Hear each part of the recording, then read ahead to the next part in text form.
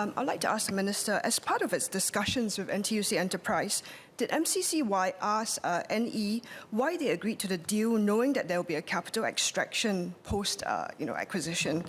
I believe some of the concerns raised in Parliament in August were about financial sustainability and capital structure of the business going forward. So I struggle to understand how withdrawing capital in the future can strengthen any entity's capital structure. Given that there is public interest and a social mission involved here, I think it's important that these reasons are articulated properly to help the public understand why there was this structure put in place. And I think it's also relevant because NE is still, after all, going to be a shareholder, albeit a minority one going forward under the original proposed structure. Thank you. I thank Ms. He for the question. The short point is this, that a withdrawal must be seen in the context of several other factors, and there was a plan.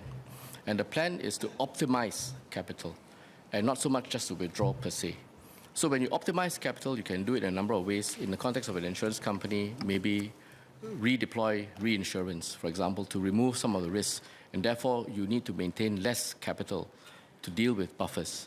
For example, these are some examples. I'm not saying that this is what happened in this case, but these are some reasons why you might have a capital optimization, which provides for withdrawal, but still not compromise the longer-term financial sustainability of the entity. And I think you heard me mention earlier that on MAS's assessment, even after the withdrawal over a three-year period, the capital adequacy requirements of the entity, the new entity, would still have passed muster. So these are factors that they take into account in looking at this. I take the point that these are discussions that obviously ought to be had with NE moving forward as to what proposals, which types of proposals that maintain and allow us to fulfill the social mission can be countenanced. These are discussions for the future. Minister Chee Hong Tat, would you like to add to the response? Thank you, Mr. Deputy Speaker.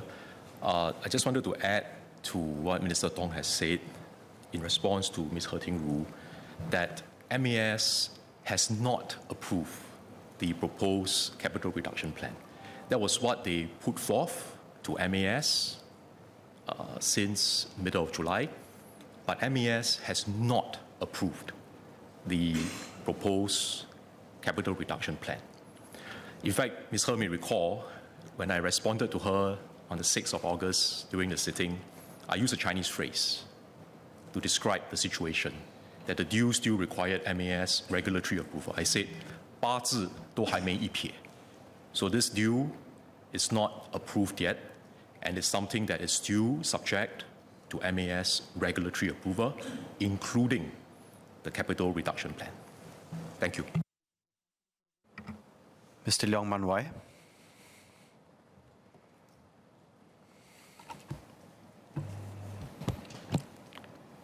Deputy Speaker,